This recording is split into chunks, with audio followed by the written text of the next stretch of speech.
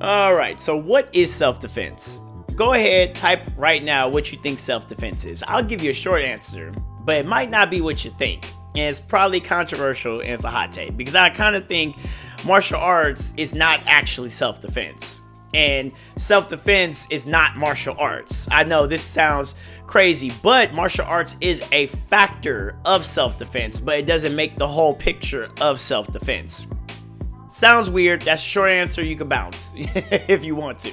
But if you're ready to go into my full movie script that I like to talk about these 15 minutes, thank you for watching. Let's begin though. Type away what you think it is because I believe we're going to be here for a little bit. So let me get this started. When I sometimes post my highlight videos, especially jiu-jitsu, and I'm sure maybe there's some female content creators that perhaps do martial arts.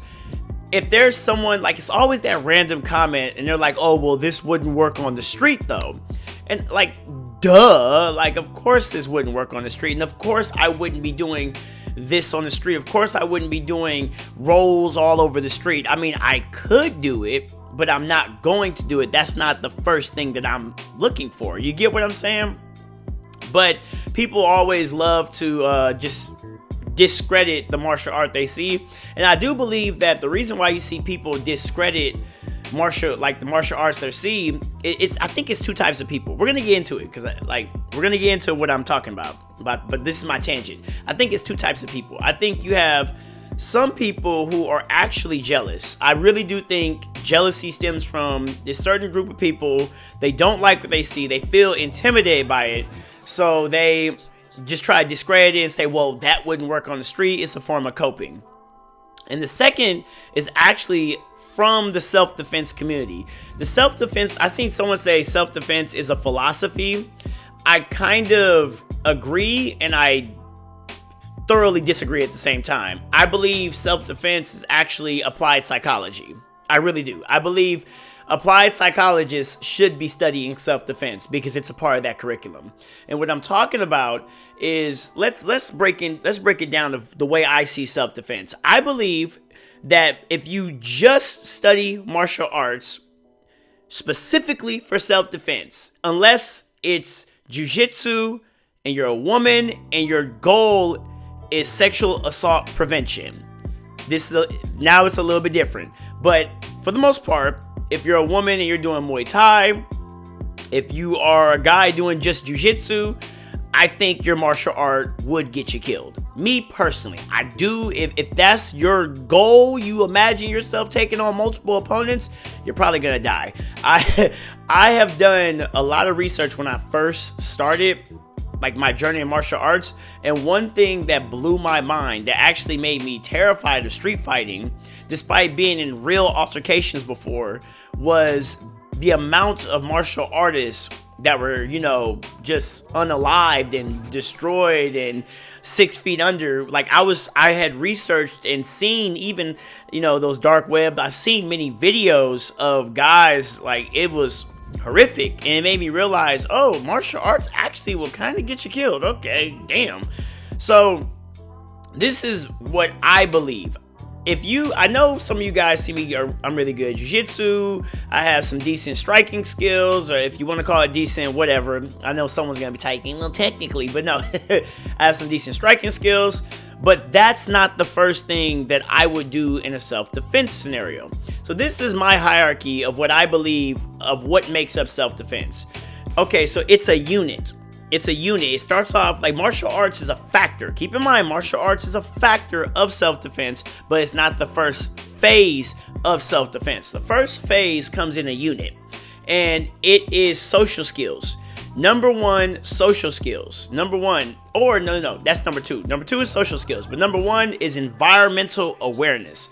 This is where some people say, oh, this is they say this is the philosophy side of self-defense. And I believe this is why a lot of guys who practice or preach self-defense, it's a lot of thinking, because you really can't. See, the problem is you can't practice against self-defense because you literally have to die if you fail. If you fail, because usually, or something gets broken, or like, self-defense usually is about the chaotic environments of someone actually trying to harm you, and there's no way to actually pressure test that. So a lot of these guys sit back and they imagine of how it would go and what they believe it would go. So the environmental awareness is key. Understanding your environment. That's number one. When you're in an altercation or something that's kind of brewing up, looking around, knowing where to go is really huge. Or knowing like, okay, if we fall, there's like something right there. If we fall, I might break his head. You get what I'm saying? So that's number one, environmental awareness. Number two is social skills. That's number two. And number three, everyone always asks me, they say, what is the best self-defense, like self-defense martial art? And I believe number three is parkour. So I'm dead serious, parkour. So you have number one, environmental awareness. Number two, social skills. Number three, parkour. If you don't know what parkour is, basically you see them guys flipping and jumping. They basically are very good at running away. Okay, so those to me are the three things that when you first get in an altercation, if you are a master at that, I promise you, you will never have to get to the martial arts. You will never have to use your fancy taekwondo, Muay Thai, boxing. You will never have to use it if you're good at those three things: environmental awareness, social skills, parkour. You'll never have to use it. So that's number one, the first thing I'm looking at when it comes down to this. Then the second phase is if you get into an altercation, now we have another unit. And of course, it's the striking martial arts, which actually striking is number two. But I'm going to save the number one for a second. It's striking martial arts. Then you have grappling martial arts. And then the number one thing that no one seems to think about is weapons. Weapons, like actual weapons. So once you get into it, literally becomes MMA with a chance of weapons. That's phase two. And then phase three, I believe once the chaos is going on, then you have once again what phase one was, which is the environmental awareness, the social skills, and the parkour. I do believe you will get a second chance. And to me, that's the hierarchy. You get first, before things escalate, environmental awareness, social skills, parkour. Those rotate. You never know. Imagine you're with a group and an altercation happens, and maybe social skills ends the altercation, or maybe environmental awareness. Hey, look at that, ends the altercation. Maybe running away ends the altercation. I don't know which one it is, but I do know one of those come up. If the fight happens, there might be a chance of weapons. Striking. I do think striking is very key. Everyone talks about striking, and then the funny thing is when people see jiu-jitsu, they're like, "Oh, that wouldn't work on the street." Yeah, but jiu-jitsu is the last line of defense, in my opinion, in a violent altercation. So you still want to know jiu-jitsu. Honestly, I think it's still one of the most important things to know. Me personally, because if you fall on the ground, that's the funny thing. People think like, oh, like when they see jiu-jitsu, they think like the jiu-jitsu guys are just gonna be like focused on the ground, but it's like, no, I know how to get up too, like I just happen to be practicing on the ground, but that's phase two. And that part is where I've seen a lot of martial artists get, they fail or they don't make it to see the next day. And that's just the altercation that I don't want to deal with. Because there's this old quote by, I think it's Miyamoto Musashi. He's basically like the best samurai, like OG samurai of Japan or whatever. But basically, he said that he doesn't fear the second best swordsman. He fears the untrained fool on the street, because the untrained fool, I'm paraphrasing, he's not ready for what the untrained fool is going to do. And that's what I mean by like martial arts. Martial arts train you for a specific type of reaction. It's a trained reaction, but there's certain things that martial artists are just not prepared for. This is why, especially in jiu-jitsu, there is a mystique behind the white belt. The white belt is actually a mystical unicorn, because the white belt is like the untrained fool that's coming to become trained. But a lot of black belts fear white belts, because what happens? White belts can get you injured. So if you have a person who is training and he's he's in an environment where he's in agreement not to not to hurt you, right? He's in agreement and he still hurts you. Imagine someone who's not in agreement. You get what I'm saying? So I forgot where I was going with that, but I hope you guys get what I'm saying. So to me, I'm looking like, why would I give someone a chance? The chances is too high. I feel like fighting in a self-defense, because for me, self-defense is life or death. To me, it's life or death, broken bones, whatever. That's what it is to me.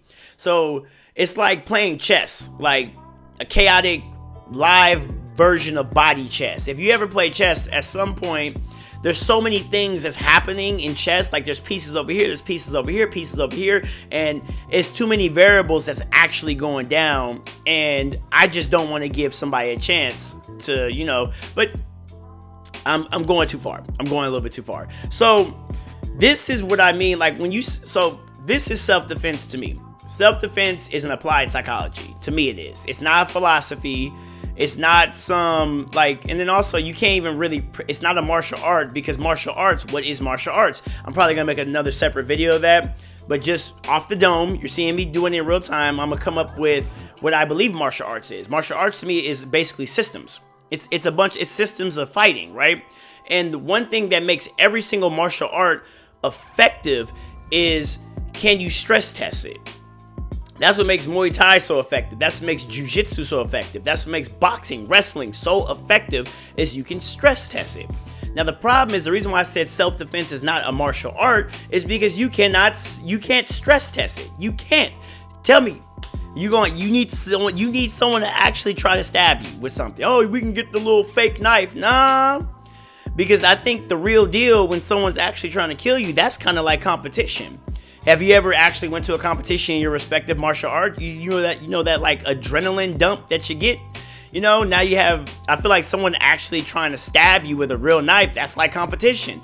Do you want to go compete with that? Like, I'm just saying, it just doesn't, self-defense is not martial arts. This is why me personally, any martial art that claims it's a self-defense martial art first, to me, it fails the practitioners. It does, because most self-defense martial arts do not stress test. At least as a martial art, it doesn't stress test. And then there's no way you can actually stress test self-defense. Okay, me personally, this is just of course you have what do they call it? The army. I'm sure, but that's kind of like self-defense in a way if you think about it too. They can't really stress test life or death. They play around with it. I mean, if your martial art, your self-defense martial art is something akin to the army, okay. Now, I know some people gonna be like, well, Krav Maga, like I haven't seen a good Krav Maga local school that you can walk in and that's close to the military training. Like, I don't see no gas chambers in there and everyone's like sweating their eyes out. Like, I don't see it from pepper spray and stuff. You get what I'm saying? Like, I don't see that type of stuff. So, I digress. Now, the last thing before this all ends, I want to talk about my opinion, however, with sexual assault in jiu-jitsu. Some people are not going to like what I say, but I think, women, for example, there are a very few amount of women in this world. It's just basic biology, and I've seen enough data.